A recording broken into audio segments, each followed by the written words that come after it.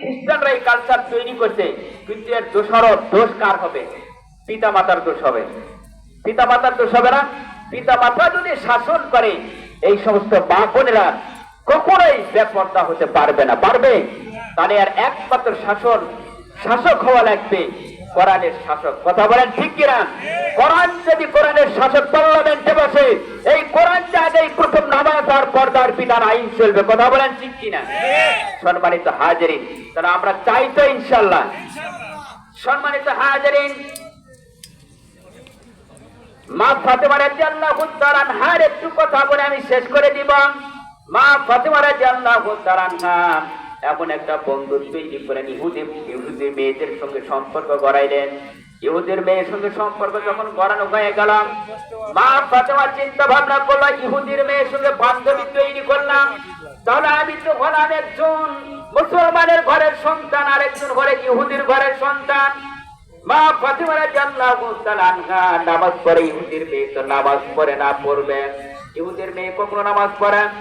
কেউ যদি ইহুদিদের সঙ্গে সম্পর্ক গড়াইতে চান, সে কি নামাজ পড়বে? নামাজ পড়বে না। কারণ আমরা মুসলমান জাতি, আগেই নামাজ পড়বো। কথা বলেন ঠিক কিনা? এবারে বান্ধবী বলছে, বান্ধবী তুমি নামাজকে সেরে নাও। মা ফাতেমা নামাজ পড়লেন, পর্দার বিধান আইন সবই চলাফেরা করলেন। কিন্তু ইহুদির মেয়ের চিন্তা ভাবনা হলো, আমি তো নামাজও করি না, কিছু করি না, তার কালচার দেব কিন্তু কিছু অনুভব নেই কিনা। এবার ইহুদির মেয়ে বলতেছে, ফাতেমা আমার একটা বিয়ের ব্যবস্থা হবে, আমার আব্বাজান ঠিক করে রেখেছে, এই বিয়েতে তোমাকে যাওয়া লাগবে।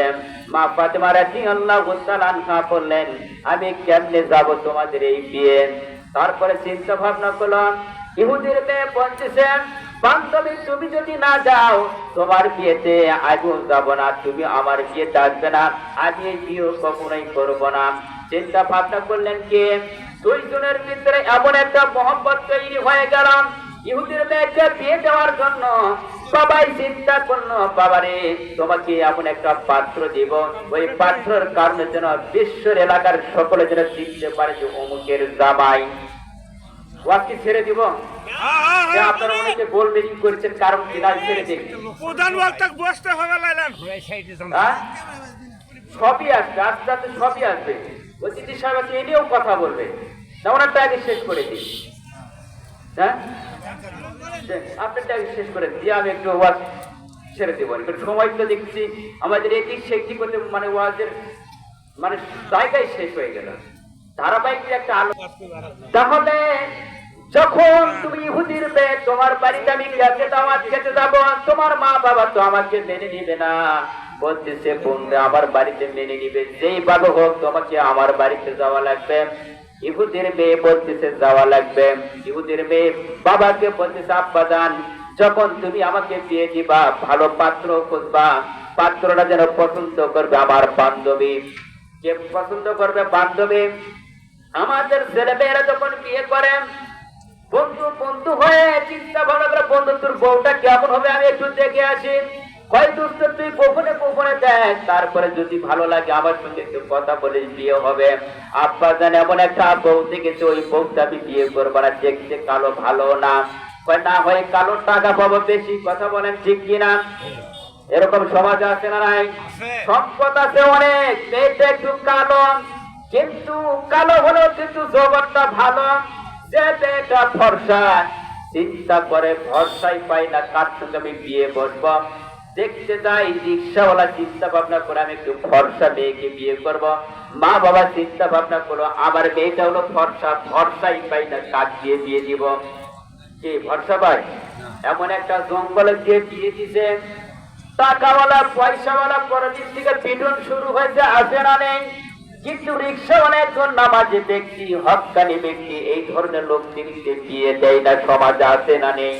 সম্মানিত হাজিরিন, মা ফাতেমা রাদিয়াল্লাহু তাআলা আনহা বললেন, বোন রে তুমি যখন বিয়ে করবা, তোমার বাবা যে ছেলেকে বিয়ে দিবে, ওই ছেলেকে তুমি বিয়ে করা।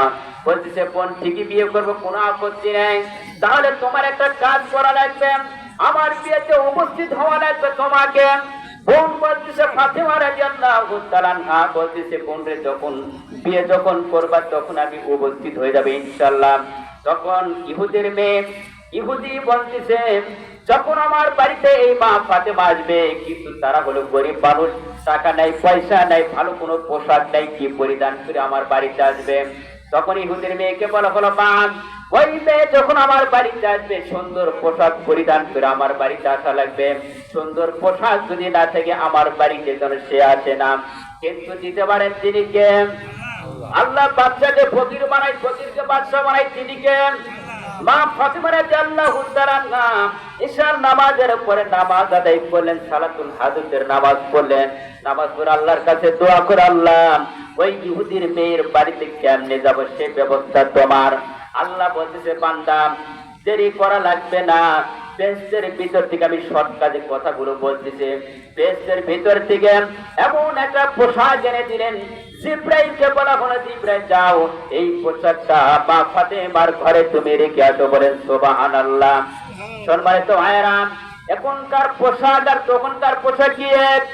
জান্নাতের পোশাক আর এই বাংলাদেশের পোশাক কি এক হবে? জান্নাতের একটা পোশাকের ভিতরে যে আপনার একটা পাথর থাকে, সেই পাথরের মূল্য বিশ্ব জগৎটা যদি বিক্রি করে দেওয়া হয়, মা ফাতেমার ওই পোশাকের যে পাথরের মূল্য তার সমতুল্য হবে না। বলেন সুবহানাল্লাহ। তাহলে বন্ধুত্ব তৈরি করবেন কার সঙ্গে? আমরা তো বন্ধুত্ব তৈরি করে মানুষের সঙ্গে এমন বন্ধুত্ব তৈরি করেন, ও নামাজ পড়ে না, ও নামাজ পড়ে না, আমার বিবিও পর্দা বেপর্দা আছে না নেই? আছে।